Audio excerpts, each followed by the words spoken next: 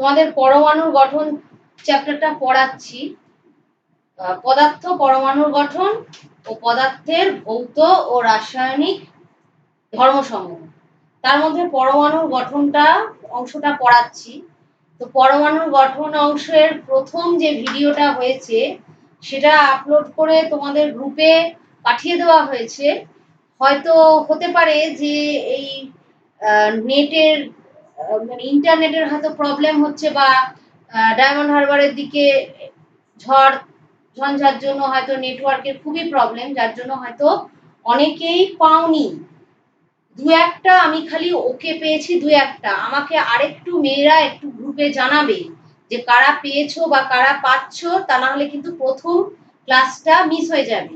যারা পেয়ে গেছো তারা কিন্তু যারা পায়নি তাদেরকে একটু জানিয়ে দেবে, যেভাবেই হোক ব্যাপারটা সার্কুলেট করবে।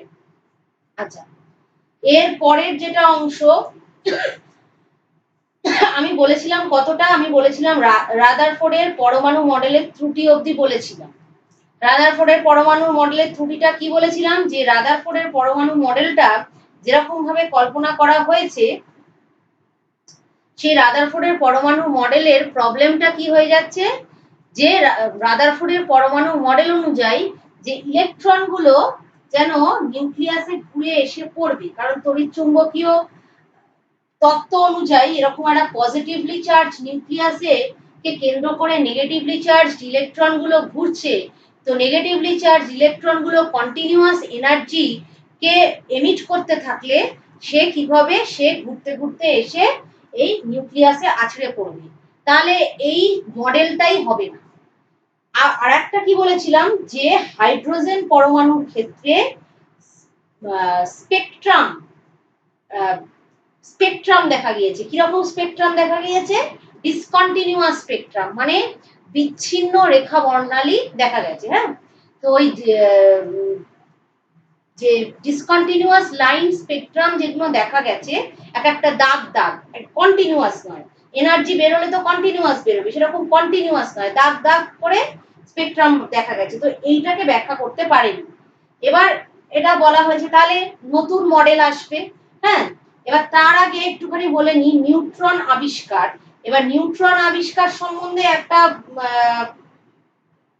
এক্সপেরিমেন্ট বলতে হবে। সেটা হচ্ছে কি, বিজ্ঞানী মোসলে এক্স রশ্মির বর্ণালী পরীক্ষার সাহায্যে, হ্যাঁ, কোন পরমাণুতে কতগুলো প্রোটন আছে সেটা নির্ণয় করার পদ্ধতি আবিষ্কার করেন।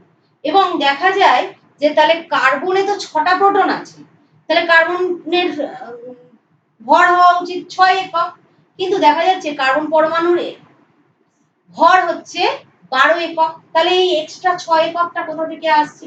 তাহলে এক্সট্রা 6 এককটা আসছে একটা কণার জন্য, যে কণার ভর হচ্ছে প্রোটনের ভরের মানে নিয়ারলি সেম, হ্যাঁ, প্রায় একই ভরের, কিন্তু সেই কণাটার কোনো রকম কোনো চার্জ নেই, অর্থাৎ কণাটা হচ্ছে নিস্তড়িত কণা। তাহলে এর থেকেই আবিষ্কার হলো নিউট্রনের। হ্যাঁ, এবং রাদারফোর্ড পরমাণুর মধ্যে 1920 সালে রাদারফোর্ড পরমাণুর মধ্যে একক ভর ও আধানহীন এক ধরনের মূল কণিকার অস্তিত্ব। প্রত্যেকটাই প্রোটন বলো, ইলেকট্রন বলো, নিউট্রন, এগুলোকে আমরা মূল কণিকা বলি পরমাণু, সেটা আমি প্রথম দিনই বলেছি। হ্যাঁ, এটার অস্তিত্ব কল্পনা করেন যে এটা চার্জ নেই, চার্জলেস একটা পার্টিকেল। এই চার্জলেস পার্টিকেলটা হচ্ছে নিউট্রন। এবার জেমস স্যাডউইক বেরিলিয়াম ধাতুর পাতকে পোলোনিয়াম থেকে নির্গত আলফা কণা দ্বারা আঘাত করে, তাহলে বেরিলিয়াম ধাতুর একটা পাতকে পোলোনিয়াম থেকে, পোলোনিয়াম একটা ধাতু, পোলোনিয়াম থেকে যে পোলোনিয়াম একটা রেডিও অ্যাক্টিভ স্পিসিস, পোলোনিয়ামের রেডিও অ্যাক্টিভ স্পিসিস থেকে যে আলফা কণাটা নির্গত হচ্ছে সেটা দিয়ে সেই আলফা কণা দিয়ে আঘাত করে নিউট্রনের অস্তিত্ব আবিষ্কার করে।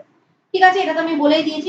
এর ভর হচ্ছে একটি হাইড্রোজেন পরমাণুর ভরের প্রায় সমান। এবার দেখো কি দিয়েছি, তাহলে মূল কণিকাগুলোর আবিষ্কার বলা হয়ে গেল, মূল কণিকাগুলোর অস্তিত্ব একটা পরমাণুর মধ্যে প্রমাণিত হলো। একটা মডেলও তোমরা পেলে, সেটা হচ্ছে কার মডেল? রাদারফোর্ডের মডেল। এইবার যেটা ইলেকট্রন, প্রোটন এবং নিউট্রনের তাহলে কিছু বৈশিষ্ট্য। ইলেকট্রনটাকে আমরা এইভাবে লিখতে পারি ই। হ্যাঁ, ই আমি এখানে দেখো লিখেছি -1। হ্যাঁ, মানে এর চার্জটা যেহেতু -1, কিন্তু এর ভর সংখ্যাটা 0, তাহলে এইভাবে লেখা যায়, এর ভর হচ্ছে 9.108 into 10 to the power -31 KG, charge 1.602 into 10 to the power -19 column. আচ্ছা, তোমরা জানো ইলেকট্রন হচ্ছে একটা নেগেটিভলি চার্জড পার্টিকেল। রেডিয়াস দেওয়া আছে, আর এর অবস্থান কোথায়? এর অবস্থান হচ্ছে একটা পরমাণুর কক্ষপথে। ঠিক আছে, পরমাণু নিউক্লিয়াসের চারপাশে যে ইলেকট্রন ঘোরার এই রাস্তাগুলোকে কি বলে? কক্ষপথ। তো এই কক্ষপথে হচ্ছে ইলেকট্রনের অবস্থান। এরপরে প্রোটন, দেখো প্রোটনের কি? প্রোটন হচ্ছে পজিটিভ +1, মাথায় 1। এর ভর কত? 1.6725 into 10 to the power -27 KG. আচ্ছা, এটার ইলেকট্রন আবিষ্কর্তা জে জে থমসন বলে দিয়েছিলাম। আচ্ছা, প্রোটন আবিষ্কর্তা ই গোল্ডস্টাইনের আবিষ্কার। হ্যাঁ, এগুলো তোমাদের আবিষ্কারক, এগুলো নামগুলো মনে রাখতে হবে, কারণ এগুলো 1 নম্বরের প্রশ্ন আসে। চার্জ, যা এটার নেগেটিভ চার্জ তাই এটার পজিটিভ চার্জ। এর রেডিয়াস দেওয়া আছে এবং এর অবস্থান কোথায়? Nucleus, positively charge nucleus. আচ্ছা, এইবার হচ্ছে নিউট্রন। নিউট্রনটা কি? নিস্তড়িত কণা, যেটার অবস্থান কোথায়? নিউক্লিয়াসে। নিউট্রনের দেখো এটার কোনো চার্জের ব্যাপার নেই, এখানে প্রোটন সংখ্যা এখানে 0, মাথায় ভর সংখ্যা 1। এর ভর 1.675 into 10 to the power -27 KG, nearly same to proton. আর এর আবিষ্কারক হচ্ছে জে স্যাডউইক। এর চার্জ হচ্ছে 0, রেডিয়াস দেওয়া আছে, এর অবস্থান হচ্ছে নিউক্লিয়াস। আচ্ছা, এরপরে যেটা পরমাণুর মডেল যেটা পড়বে সেটা হচ্ছে নিলস বোরের পরমাণু মডেল। নিলস বোর এবং রাদারফোর্ড দুজনে মিলে যেটা নিলস বোরের মডেল বা রাদারফোর্ড বোরের পরমাণু মডেল।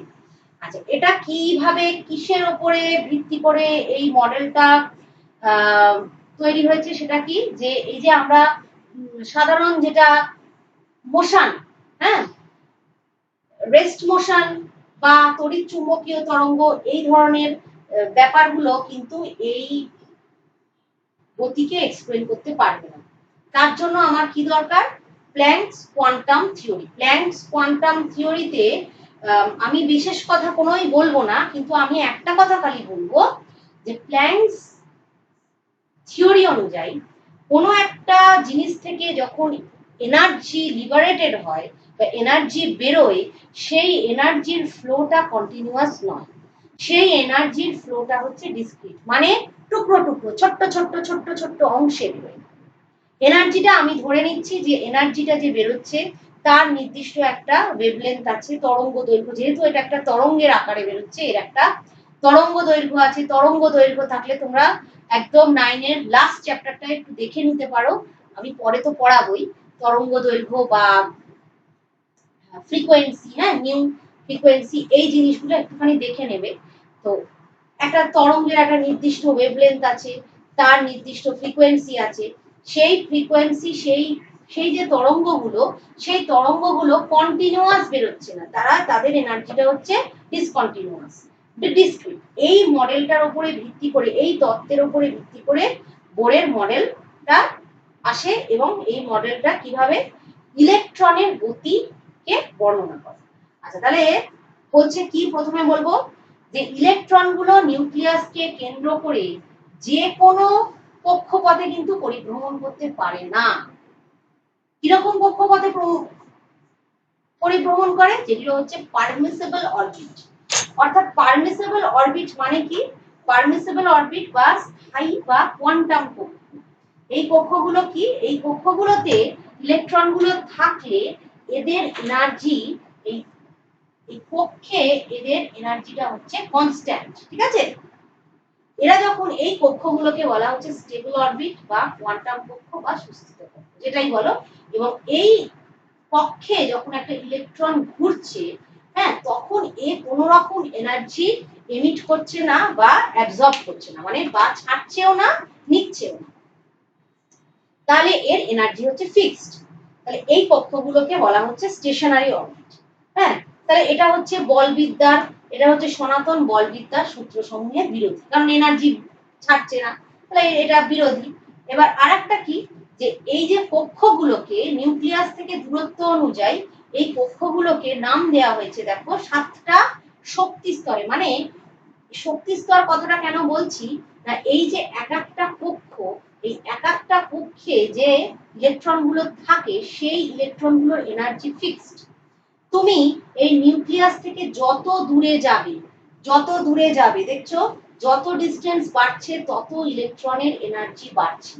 তো এই ইলেকট্রনের যে কক্ষগুলো, সেই ইলেকট্রনের যে কক্ষগুলোর আমরা নামকরণ কিভাবে করব, K L M N O P, আমি আর একটা আঁকিনি কিউ, 7টা শক্তি স্তরে ভাগ করা যায়। এবার এই শক্তি স্তরগুলোকে আমরা এন নাম দিয়েও সূচিত করতে পারি। হ্যাঁ, n is equal to 1 বুঝবে যে কে কক্ষ, n is equal to 2 মানে l কক্ষ, n is equal to 3 মানে m কক্ষ। এইভাবে আমরা কক্ষগুলোকে নামকরণ করতে পারি। হ্যাঁ, আচ্ছা, এবার আরেকটা বলি যে ধরো কে কক্ষে যে দুটো ইলেকট্রন আছে তাদের কিন্তু একটা ফিক্সড এনার্জি আছে, আবার এল কক্ষের ইলেকট্রন তাদের ফিক্সড এনার্জি, মানে এক একটা কক্ষে ইলেকট্রনের এনার্জি এক এক রকম। এবং নিউক্লিয়াস থেকে তুমি যত দূরে যাবে সেই কক্ষপথে অবস্থিত ইলেকট্রনের শক্তিও তত বাড়তে থাকে। তাহলে শক্তি ধারণ ক্ষমতা অনুযায়ী আমি কিন্তু এরকম ভাবে জিনিসগুলোকে সাজাতে পারি।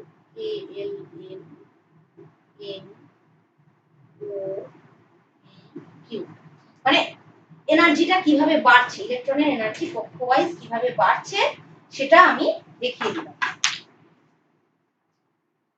এবার এবার প্রথমে তো আমি বললামই যে যতক্ষণ পর্যন্ত একটা ইলেকট্রন একটা নির্দিষ্ট সুস্থিত কক্ষে থাকছে ততক্ষণ এ কোনো শক্তি বিকিরণও করে না, শোষণও করে না, এবং এই সুস্থিত কক্ষপথে ইলেকট্রনগুলি চলমান অবস্থায় থাকলেও এদের শক্তি স্থির। ঠিক আছে? আচ্ছা, কিন্তু এই ইলেকট্রন মনে করো কোনো কারণে এখানকার ইলেকট্রন কোনো বাইরে থেকে কোনো এনার্জি শোষণ করলো, বাইরে থেকে তুমি কোনোভাবে পরমাণুটাকে এক্সাইটেড করলে, এক্সাইটেড মানে তাকে উত্তেজিত করলে, তাহলে কোনোভাবে সে হিট এনার্জি অ্যাবসর্ব করলো কিংবা ইলেকট্রিক এনার্জি অ্যাবসর্ব করলো, যে কোনো এনার্জি অ্যাবসর্ব করলো করে এখানকার ইলেকট্রন গুলো এক্সাইটেড হলো। তাহলে এই এক্সাইটেড ইলেকট্রন যখন নিচের কক্ষ থেকে উপরের কক্ষে যাবে, ধরো এই কে কক্ষ থেকে এল কক্ষে গেল, সে এনার্জি কি করবে, সে এনার্জি ছাড়বে, এমিট করবে। বা কোনো একটা ইলেকট্রন মনে করো এম কক্ষের ইলেকট্রন এল কক্ষে নামলো, সে কি করবে, সে এনার্জি ছাড়বে। তাহলে ব্যাপারটাকে আমি এইভাবে দেখাতে পারি, আমি অ্যারো দিয়ে দেখিয়েছি, এটাকে অ্যারো দিয়ে না দেখিয়ে যেহেতু এটা একটা ওয়েভ সেই জন্য আমি ব্যাপারটাকে এইভাবে দেখাতে পারি, এইভাবে একটু। হ্যাঁ, তাহলে কি হচ্ছে যে উপরের স্তর থেকে নিচের স্তরে নামতে পারে বা নিচের স্তর থেকে উপরের স্তর থেকে উপরের স্তরে যেতে পারে।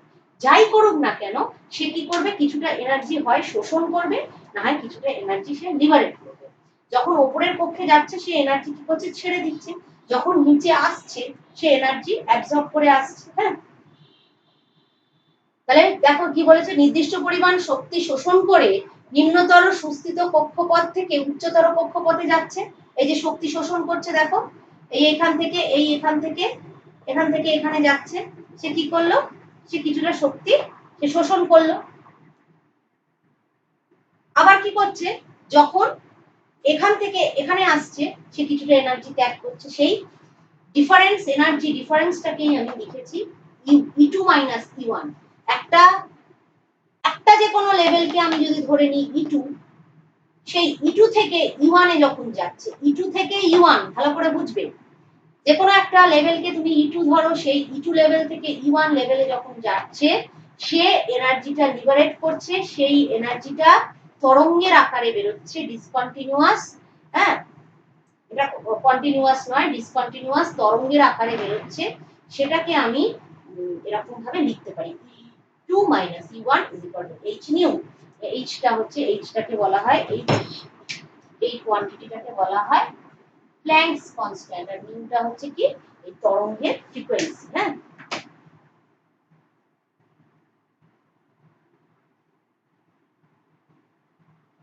আচ্ছা, তাহলে কি বললাম এই অবধি, পরমাণুর মডেলটা তোমাদের পরিষ্কার হলো যে মাঝখানে নিউক্লিয়াসকে ঘিরে ইলেকট্রন এবং ইলেকট্রনও নির্দিষ্ট কক্ষপথে ঘুরছে, সেগুলোকে বলা হচ্ছে কতগুলো স্থায়ী কক্ষ। এগুলো মোটামুটি তোমাদের বলা হলো। আচ্ছা, এবার একটা কথা বলি যে তাহলে কোনো ইলেকট্রন কিন্তু মাঝখানে থাকতে পারে না, হয় এই স্তরে থাকবে নয় এই স্তরে থাকবে।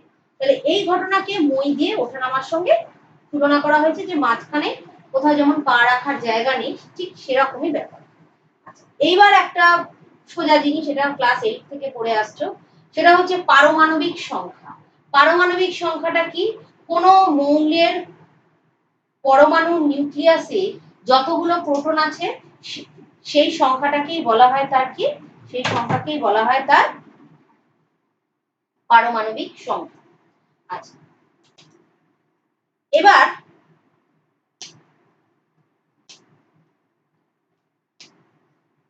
দেখো, আচ্ছা আমি একটা যে কোনো একটা আঁকছি, মনে করো সোডিয়াম।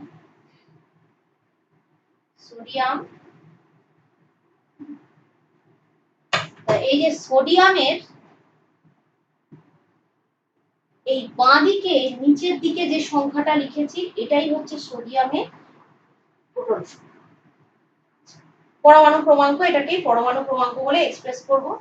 এবার তাহলে সোডিয়ামের কটা প্রোটন? সোডিয়ামের প্রোটন হচ্ছে 11টা প্রোটন, এবং তার মানে 11টা প্রোটন মানে সোডিয়ামের ইলেকট্রন সংখ্যাও 11। নিউক্লিয়াসের বাইরে 11টি ইলেকট্রন আছে, তাহলে সোডিয়ামের পারমাণবিক সংখ্যা হচ্ছে 11। এবার হচ্ছে ভর সংখ্যা।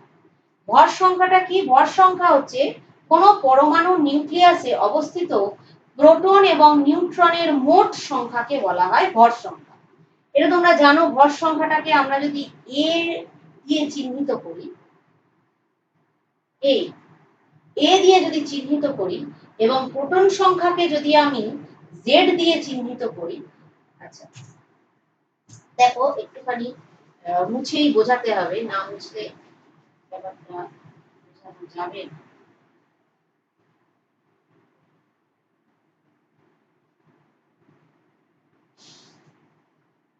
কি বললাম?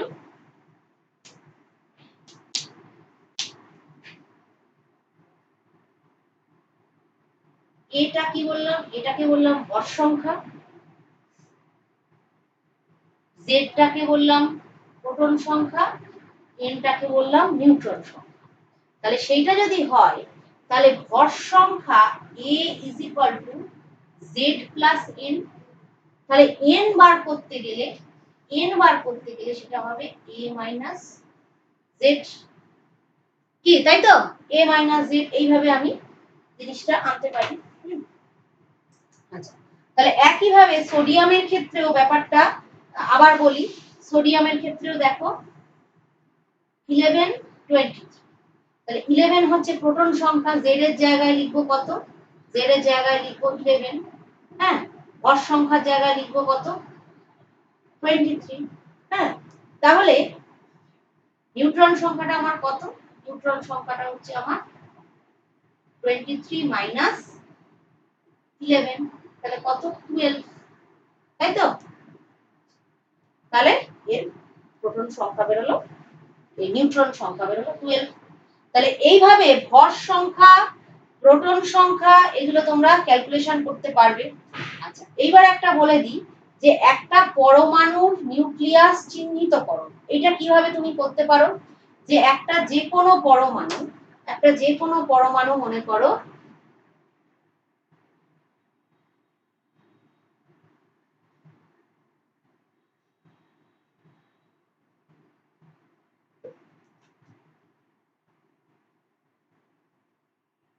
একটা, মনে করো এক্স। হ্যাঁ, এক্স কে আমি ধরো এদিকে দিলাম এর প্রোটন সংখ্যা, আর এইদিকে দিলাম এর ভর সংখ্যা। তো এই চিহ্নের সাহায্যে আমি প্রকাশ করতে পারি। এবার ধরো একটা পরমাণু দেওয়া আছে, সেই পরমাণু জেড বলা আছে 17, আর ভর সংখ্যা বলা আছে, এ বলা আছে 35। তাহলে এই নিউক্লিয়াসটাকে আমি তাহলে এর থেকে আমি এই সংখ্যাগুলোকে বসিয়ে পর্যায় সারণী থেকে আমি এর চিহ্নটা বার করতে পারবো, অর্থাৎ এই নিউক্লিয়াসটা কি, এই নিউক্লিয়াসটার আইডেন্টিটিটা আমি ডিসক্লোজ করতে পারবো। তাহলে আমি লিখতে পারবো, এগুলো যখন ক্লাসেও যদি সম্ভব হয় আবার বলবো, কারণ এগুলো একটু মুখে মুখে না করালে অসুবিধা। এবার তাহলে তোমরা কি কি জানলে? তোমরা প্রোটন জানলে, নিউট্রন জানলে, ইলেকট্রন জানলে, জানলে যে একটা পরমাণু নিস্তড়িত হবে কখন, একটা পরমাণু নিস্তড়িত হবে যদি সেই পরমাণুর যা প্রোটন আছে, যা প্রোটন সংখ্যা তাই তার ইলেকট্রন সংখ্যা। তাহলে পরমাণুটা নিস্তড়িত এবং একটা পরমাণুতে তাই হয়, যতটা পজিটিভ চার্জ ঠিক ততটাই নেগেটিভ চার্জ, এবং একটা পরমাণুর মধ্যে আর কি থাকে, একটা পরমাণুর মধ্যে থাকে নিস্তড়িত নিউট্রন কণিকা। ভর সংখ্যা জেনেছো, ভর সংখ্যা কি? প্রোটন এবং নিউট্রনের মোট সংখ্যাকেই বলা হচ্ছে ভর সংখ্যা। আচ্ছা, ভর সংখ্যা জানলে, প্রোটন সংখ্যা জানলে তুমি একটা এলিমেন্টকে আইডেন্টিফাই করতে পারবে। আর আরেকটা কথা আমি বলে দিই, যে একটা মৌলের ধর্ম নির্ভর করে তার প্রোটন সংখ্যার উপর। ঠিক আছে? পর্যায় সারণী তোমরা জানো না, এখনো পড়োনি, কিন্তু পর্যায় সারণী হয়তো পিরিয়ডিক টেবিলের ছবি টবি দেখেছো বইতে বা কোথাও। যদি দেখে থাকবে তাহলে দেখবে যে মৌলগুলোকে যে সাজানো হচ্ছে, প্রত্যেকটা মৌলের প্রোটন সংখ্যাটা কিন্তু আলাদা। তো প্রোটন সংখ্যাটাই হচ্ছে একটা কোনো মৌলের মূল বৈশিষ্ট্য, যার দ্বারা নির্ধারণ করা যায় যে মৌলটা কোন মৌল। ঠিক আছে? এটা কিন্তু মাথায় রাখবে। এবার কেন আমি এগুলো বললাম, কারণ এরপরেই আমি যেটা পড়াবো সেটা হচ্ছে আইসোটোপ। তা আইসোটোপ জিনিসটা কি? আইসোটোপটা হচ্ছে আমি সংজ্ঞাটা বলি। সংজ্ঞাটা হচ্ছে একই মৌলের একই পরমাণু ক্রমাঙ্ক এবং ভিন্ন ভিন্ন ভর সংখ্যা যুক্ত বিভিন্ন পরমাণুগুলিকে আইসোটোপ বলে। কি বললাম? একই পরমাণু ক্রমাঙ্ক কিন্তু ভিন্ন ভর সংখ্যা যুক্ত বিভিন্ন পরমাণু। কিন্তু যেহেতু পরমাণু ক্রমাঙ্ক এক, আমি এক্ষুনি বললাম যে যেহেতু পরমাণু ক্রমাঙ্ক এক, তাহলে মৌলটাও একই। যেমন দেখো আমি এখানে দেখিয়েছি, হ্যাঁ, এই পরমাণুগুলোকে আইসোটোপ বলা হয়। আমি এখানে দেখিয়েছি, মনে করো এলিমেন্টটা হচ্ছে হাইড্রোজেন। তো এই হাইড্রোজেন এলিমেন্টটার প্রোটন সংখ্যা 1, প্রোটন সংখ্যা 1, এখানেও প্রোটন সংখ্যা 1, এখানেও প্রোটন সংখ্যা 1, এখানেও প্রোটন সংখ্যা 1।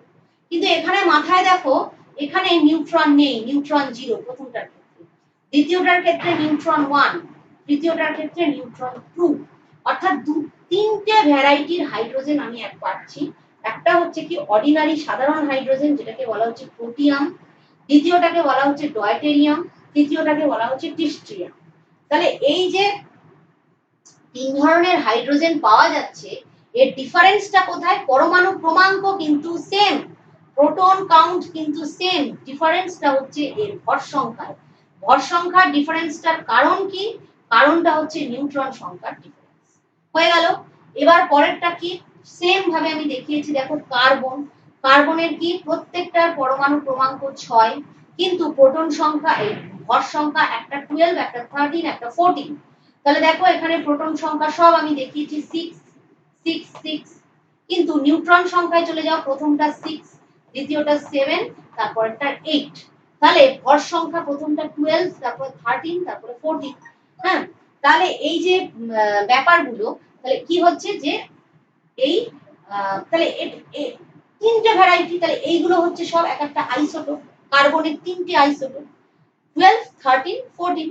কার্বনের তিন ধরনের আইসোটোপ আছে। তেমনি ক্লোরিন, দেখো ক্লোরিনের দু রকম আইসোটোপ, একটা হচ্ছে ভর সংখ্যা 35, একটা হচ্ছে ভর সংখ্যা 37। তাহলে এই যে প্রোটন সংখ্যা 17 17, দুটো 17, কিন্তু নিউট্রন সংখ্যা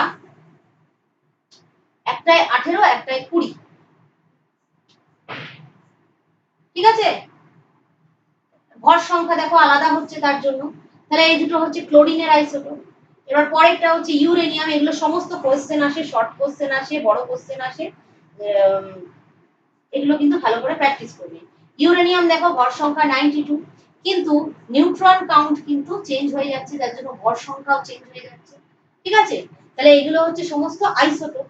এবারে যেটা পড়াবো সেটা হচ্ছে আইসোবার। আইসোবারের ক্ষেত্রে দেখো আমি উদাহরণ দিয়েই ফার্স্টে বলতে চেয়েছি যে দুটো ডিফারেন্ট এলিমেন্ট, একটা হচ্ছে আর্গন, একটা হচ্ছে ক্যালসিয়াম, কিন্তু দুজনেরই কি হয়েছে, ভর সংখ্যা কিন্তু একই। ভর সংখ্যা কত, 40, এটারও 40, এটারও 40, 40, কিন্তু এর প্রোটন সংখ্যা হচ্ছে 18, এর প্রোটন সংখ্যা হচ্ছে 20। তাহলে মৌল দুটো অবশ্যই আলাদা, তাহলে নিউট্রন কাউন্টও আলাদা, কিন্তু এদের ভর সংখ্যাটা এক। ঠিক আছে, এদের কি, এদের পরমাণু ক্রমাঙ্ক আলাদা হয়, এদের রাসায়নিক এবং ভৌত ধর্মগুলি আলাদা হয়। কিন্তু আইসোটোপের ক্ষেত্রে রাসায়নিক ধর্ম কিন্তু একই, ভৌত ধর্ম আলাদা হতে পারে যেহেতু ভর সংখ্যা আলাদা, কিন্তু রাসায়নিক ধর্ম একই, কারণ এরা একই মৌল। এদের কিন্তু রাসায়নিক ধর্ম আলাদা এবং ভৌত ধর্ম আলাদা। আচ্ছা, এরপরেরটা, এটা এটা কি বললাম, এটা বললাম আইসোবার। আচ্ছা, আইসোবার বলার পর এবার আমি আইসোটোন বলছি। দেখো আইসোটোনও আমি ছবি এঁকে রেখেছি।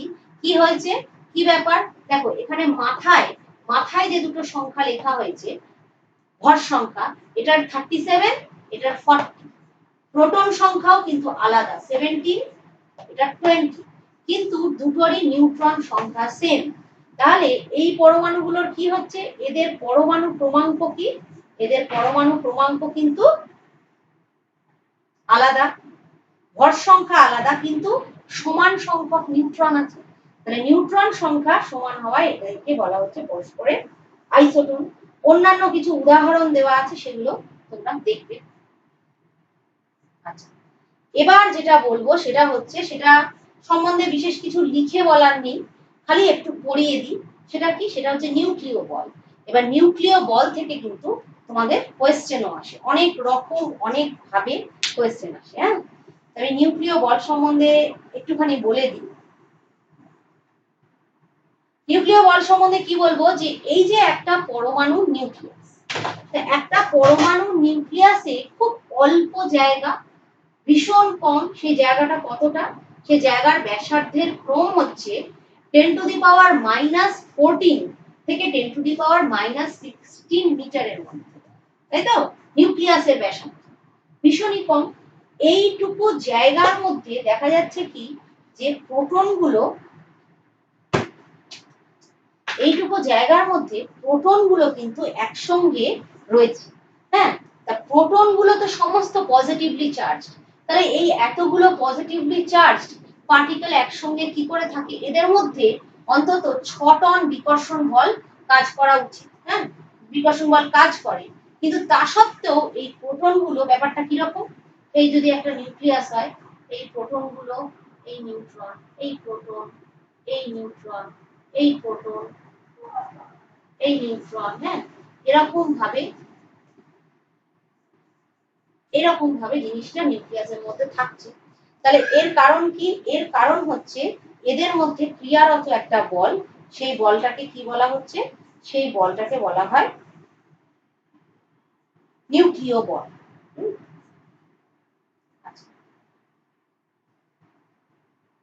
তাহলে এই নিউক্লিয় বলই হচ্ছে কারণ যার জন্য এরা ওই 6 টন বিকর্ষণ বলকে অতিক্রম করেও প্রোটনগুলো একসঙ্গে থাকতে পারে।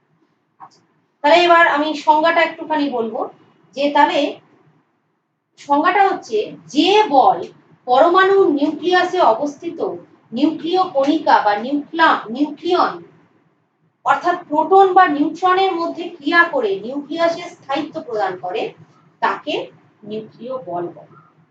তাহলে নিউক্লিয় বল, এই নিউক্লিয় বলটা উৎপত্তি কেন হয়েছে, এই নিউক্লিয় বলটা হচ্ছে একটি বিশেষ ধরনের বল, যেটা নিউক্লিয়াসের মধ্যে ক্রিয়া করে, নিউক্লিয়াসের ওই ক্ষুদ্র পরিসরে ক্রিয়া করে, এবং এই বলটার উৎপত্তি হয়েছে নিউক্লিয়াসে উপস্থিত মেসন নামক এক ধরনের সাব অ্যাটমিক পার্টিকেলের জন্য। এই সাব অ্যাটমিক পার্টিকেল কি করে, এই সাব অ্যাটমিক পার্টিকেলটির উপস্থিতির জন্য প্রোটন এবং নিউট্রনের মধ্যে পারস্পরিক রূপান্তর ঘটে। মানে কি হচ্ছে, দেখো প্রোটনটা পাইমেশন, প্রোটনটা নিউট্রনে কনভার্টেড হচ্ছে, আবার নিউট্রনটা প্রোটনে কনভার্টেড হচ্ছে, এইটা হচ্ছে ব্যাপার। হ্যাঁ, তো এই জিনিসটা, এই মেজন নামক সাব অ্যাটমিক পার্টিকেলটা থাকার জন্য প্রোটনটা কি হচ্ছে নিউট্রনে কনভার্টেড হলো, আবার নিউট্রনটা মেজনকে অ্যাবজর্ব করে প্রোটনে কনভার্টেড হলো। এই যে রূপান্তর ক্রিয়াটা চলতে থাকে এবং এই রূপান্তর ক্রিয়াটা চলতে থাকে বলেই এই বল সৃষ্টি হয়। তাহলে নিউক্লিয়াসের স্থায়িত্ব প্রদানকারী এই বল। এবং তাহলে কি কি বলবো, এর এবার বৈশিষ্ট্যগুলো বলে দিই। বৈশিষ্ট্যগুলো তোমাদের কোশ্চেনে আসে। এই মেজন কণিকাটার নামটা, মেসনটাকে এইরকম ভাবে চিহ্নিত করা হয়, পাই মেসন বলা হয়। হ্যাঁ, তো এইভাবে আমি ওই জন্য চিহ্নিত করলাম। এবার নিউক্লিয় বল একটি অত্যন্ত শক্তিশালী আকর্ষণ বল, অতি স্বল্প পাল্লার মধ্যে ক্রিয়া করে। দুটি নিউক্লিয়ারের মধ্যবর্তী দূরত্ব, দুটি নিউক্লিয়ন, আচ্ছা নিউক্লিয়ন কি জিনিস? Nuclear particle. নিউক্লিয়াসের মধ্যে যে পার্টিকেল গুলো থাকে তাকে বলা হয় নিউক্লিয়ন।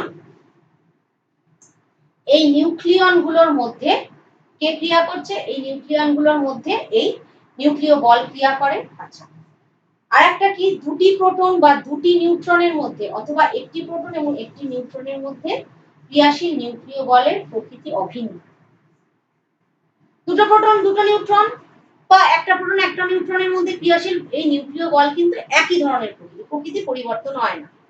আর এই বল মহাকর্ষীয় আকর্ষণ বল বা তড়িৎ-আকর্ষণ বলের থেকে সম্পূর্ণ আলাদা প্রকৃতি। এটা নিউক্লিয়াসের মধ্যেই ক্রিয়াশীল। এটি কুলম্বের সূত্র মেনে চলে না এবং এই বলের সাহায্যে প্রতিটি নিউক্লিয়ন নিউক্লিয়াসের সঙ্গে আবদ্ধ থাকে। এবং মানে কি বলতে চাইছি, যে ধরো এ এর প্রতিবেশীর সঙ্গে আবদ্ধ থাকে, কিন্তু এর এফেক্টটা এর এ কিন্তু এখানে এফেক্ট করতে পারবে না। মানে ঠিক একটা নিউক্লিয়ন তার ঠিক প্রতিবেশী যে নিউক্লিয়ন তার সঙ্গে আবদ্ধ থাকে এই বন্ধন, কিন্তু তার দূরবর্তী কোনো নিউক্লিয়নের সঙ্গে আবদ্ধ থাকে না। হলো? তাহলে অনেকগুলো টপিক তোমাদের কভার হলো। আচ্ছা, এইবার যেটা আমি বলবো, আইসোটোপ বলা হয়ে গেছে, আইসোবার বলা হয়েছে, আইসোটোপ বলা হয়েছে, সমস্ত কিছু বলেছি। এবার হচ্ছে মৌল সমূহের ইলেকট্রন বিন্যাস। আচ্ছা, মৌল সমূহের ইলেকট্রন বিন্যাস বলতে গেলে কয়েকটা পয়েন্ট আমি একদম পরিষ্কার বলে দিয়েছি। কি কি পয়েন্ট বলে দিয়েছি? প্রথম কি বলে দিয়েছি? প্রথম বলেছি যে ইলেকট্রন গুলো নিউক্লিয়াসের চারদিকে কতগুলো সুস্থিত কক্ষস্তরে পরিভ্রমণ করে। এই কক্ষস্তরগুলোকে, এই কক্ষস্তরে ঘূর্ণায়মান অবস্থায় এরা কোনো শক্তি বিকিরণ করে না।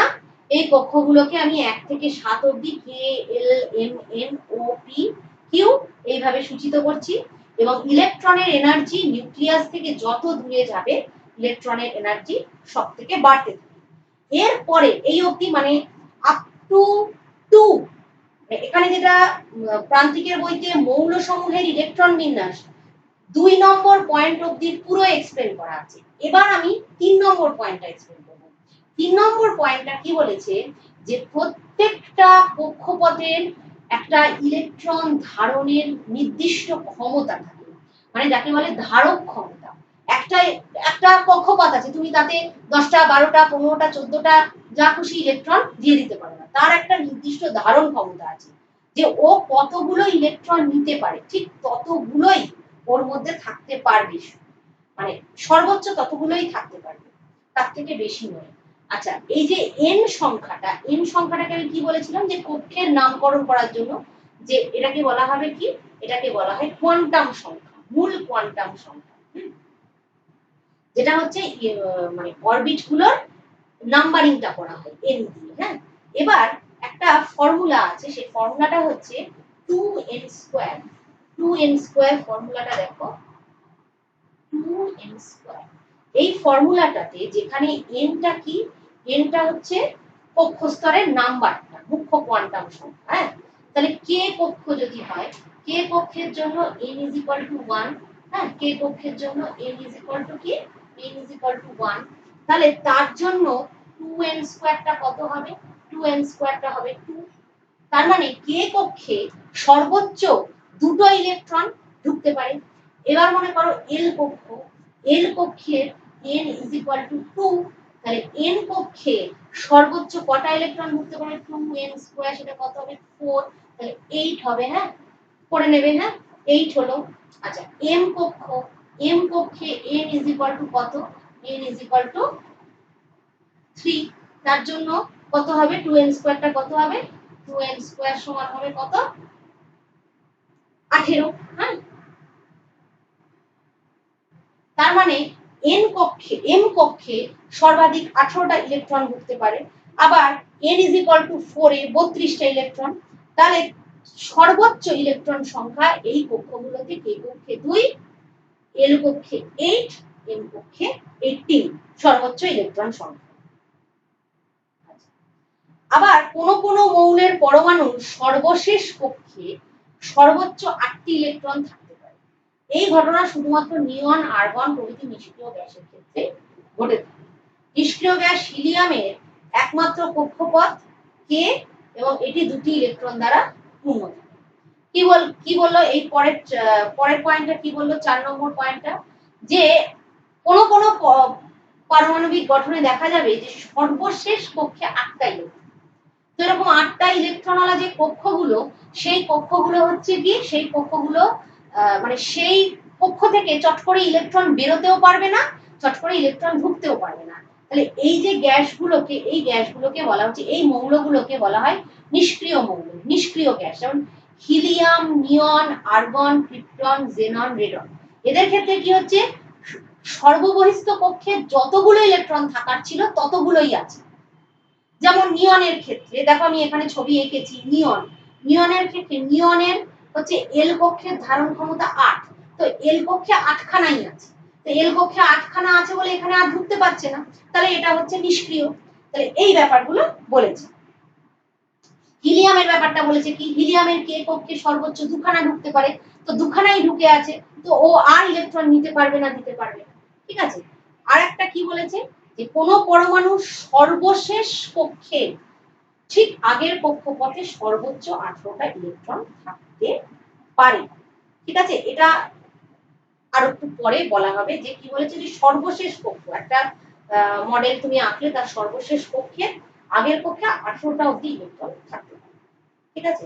আচ্ছা, এইবার আমি যে ছবিগুলো এঁকেছি সেই ছবিটা একটু দেখো। আমি ইলেকট্রনিক অ্যারেঞ্জমেন্ট গুলো এঁকেছি। ইলেকট্রনিক অ্যারেঞ্জমেন্ট কি, হাইড্রোজেন দেখো, হাইড্রোজেনের কে কক্ষে একটা ইলেকট্রন, কে কক্ষ কিন্তু কমপ্লিট হয়নি। যেই হিলিয়ামে এলো 2টো ইলেকট্রন 2, তাহলে কে কক্ষ কমপ্লিট হয়ে গেল। আচ্ছা, এবার চলে আসছি এল, এবার চলে আসছি বেরিলিয়াম। বেরিলিয়ামের প্রোটন সংখ্যা, এটা আমি প্রোটন সংখ্যা লিখেছি। বেরিলিয়ামের প্রোটন সংখ্যা 4, তো বেরিলিয়ামের প্রোটন সংখ্যা যদি 4 হয়, তাহলে আচ্ছা এখানে আমি একটুখানি ছবি যদি আমি করে দিই, আমি কোনো নাম লিখবো না, আমি খালি জিনিসগুলো লিখবো। হ্যাঁ, নাম বা প্রোটন সংখ্যা আমি বসাচ্ছি না। মনে করো তো আমার কে কক্ষে একটা ইলেকট্রন, কে কক্ষে একটা ইলেকট্রন হাইড্রোজেন। এবার কে কক্ষে যেই 2টো ইলেকট্রন এসে গেল, কমপ্লিট হয়ে গেল হিলিয়াম।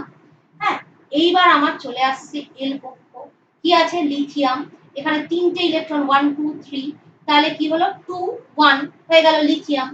এবার পরেরটা দেখো, ভালো করে দেখো, পরেরটা কি 4 2 2, তাহলে 2 2 হলো। এবার পরেরটা দেখো বোরন, 5টা ইলেকট্রন, তাহলে 5টা ইলেকট্রন কি 2 2 ঢুকেছে, আবার এখানে 3টে 1 2 3 বোরন। পরেরটা দেখো কার্বন, পরেরটা 2 4, তাহলে 2 4 কার্বন হলো। এবার পরেরটা কি নাইট্রোজেন, নাইট্রোজেনে দেখো কি হয়েছে 2 5, তাহলে দুটো 5টা 5। এবার দেখো অক্সিজেন 2 6 হলো। এবার অক্সিজেনের পরে দেখো, অক্সিজেনের পর কাছে কি ফ্লোরিন 2 7, 7টা হলো 7 হয়ে গেল। আচ্ছা, এইবার চলে এসো ফ্লোরিনের পর নিয়ন 2 8, দেখো 8টা হয়েছে, 1 2 3 4 5টা 6টা 7টা 8টা, তাহলে 8টা। এরপর কিন্তু এই এল কক্ষে আর ইলেকট্রন ঢুকবে না, এল কক্ষে আর ইলেকট্রন ঢুকবে। তাহলে এবার চলে যেতে হবে কোন কক্ষে, এবার চলে যেতে হবে এম কক্ষে। এবার এম কক্ষে ইলেকট্রন ঢুকছে, দেখো নিয়নের পর কি আছে সোডিয়াম 281, এই 1 ঢুকে গেল। সোডিয়ামের পর কি আছে ম্যাগনেসিয়াম 2H2 ঢুকে গেল। এবার অ্যালুমিনিয়াম দেখো 2H3 ঢুকলো। এবার দেখো সিলিকন দেখো 2H4 ঢুকলো। ফসফরাস দেখো 2H5 হলো। আচ্ছা সিলিকন ফসফরাস হলো, সিলিকন বলেছে। এবার হচ্ছে সালফার, সালফার হচ্ছে 2H6 ঢুকলো। আচ্ছা সালফারের পর কি আছে, সালফারের পর আছে, আমি এখানটায় একটু লিখছি। হ্যাঁ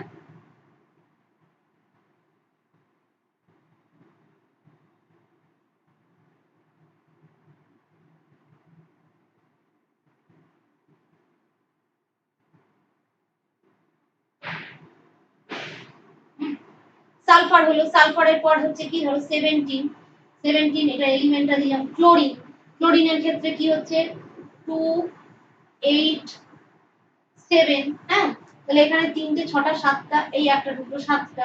হ্যাঁ 17 হলো। এইবার হলো 18 দেখো ক্লোরিন, ক্লোরিনের পর কি আসবে আর্গন। হ্যাঁ আর্গনে কি হলো,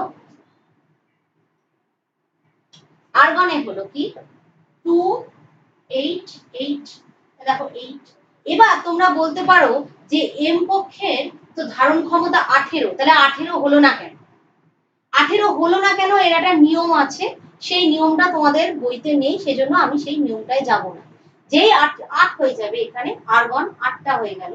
হ্যাঁ তারপরে চলে যাবে দেখো এবার আমার পটাশিয়াম, পটাশিয়ামে কি হচ্ছে, এই এলিমেন্ট হচ্ছে পটাশিয়াম 19, 19 পটাশিয়াম কে।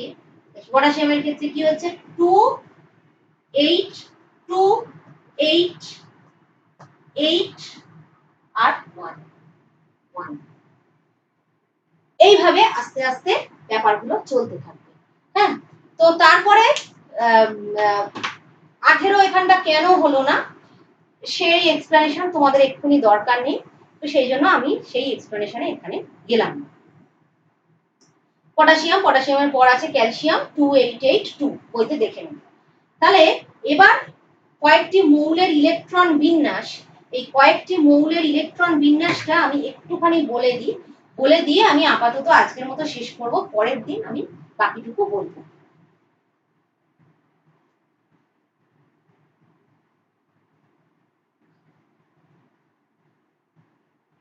মনে করো কয়েকটি মৌলের ইলেকট্রন বিন্যাসের মধ্যে তোমাদের বইতে যা আছে, হ্যাঁ সেগুলো থেকে বলি। সেগুলোর মধ্যে আছে ধরো কার্বন আছে, কার্বন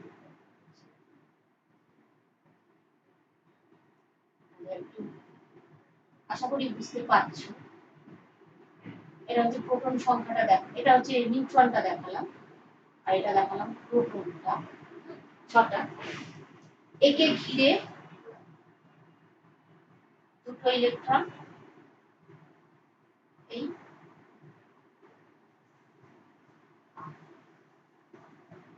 2 4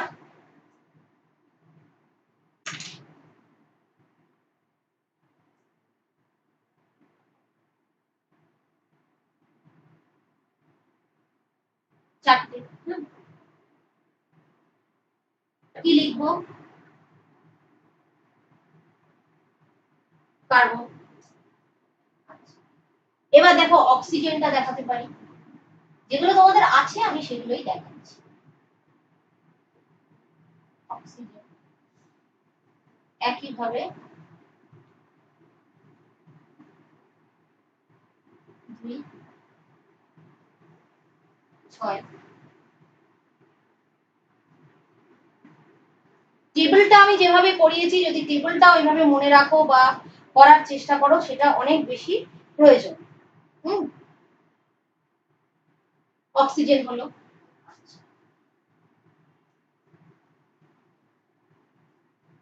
আরেকটা দেখাই, আরেকটা দেখাই হচ্ছে এটা, এটা দেখালাম এল কক্ষেরও দেখালাম, এটা এল কক্ষের দেখালাম, এটা এম কক্ষের দেখাই।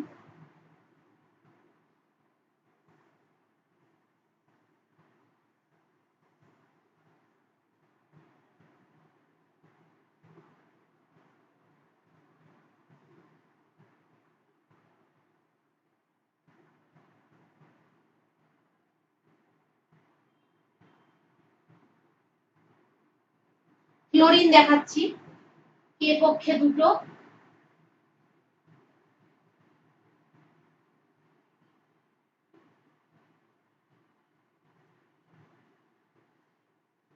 এল কক্ষে 8টা, পরের কক্ষে 7টা।